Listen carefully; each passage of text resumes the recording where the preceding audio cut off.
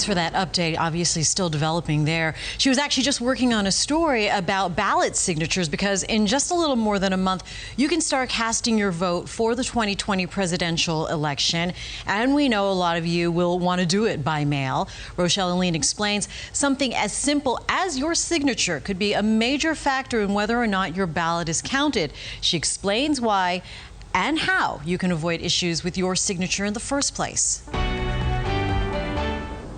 Okay, so you've done the research, picked your candidate, signed your ballot, and mailed it off. So you're probably thinking you're good to go, right? And for most of you, you likely are.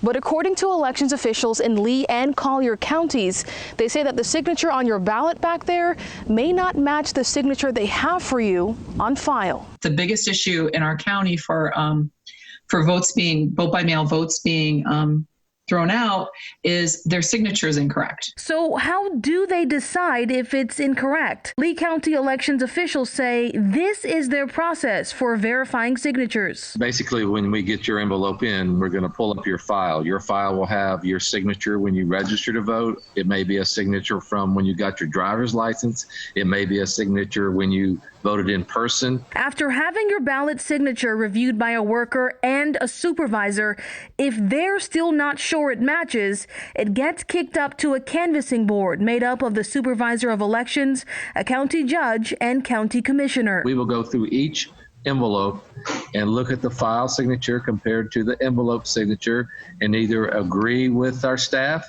or we'll disagree with the staff, and it goes in. After all that, and even with them trying to contact people, about 300 ballots were still invalidated in Lee County in this year's primary because people didn't try to correct the issue or they showed up too late. It's a trend they're also seeing in Collier County. So they do reach out, and they are very good about reaching out, but once somebody's kind of sent that ballot off, the chance of somebody coming back and correcting that is very low. There are a few ways to keep this from happening to you. You can provide your elections office with updated contact info so they can reach out if there's a problem with your signature. You'll then have 2 days after the election to send them a signed affidavit and copy of your ID to cure the ballot and prove it belongs to you. But Doyle says you don't have to wait until after you've cast your ballot to update your signature.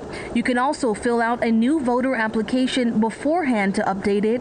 Just check the record update or change box at the top when doing so. You have until we tabulate your ballot to get that signature updated in. And the reason that election officials are really stressing the importance of updating your contact information is that they say that sometimes people don't even fill out that information on their mail-in ballots, and that other times they have outdated or incorrect contact information for people on file. For more information on how you can do that or update your signature with them, you can visit our website, fox4now.com. In Fort Myers, Rochelle Aline, Fox 4, in your corner.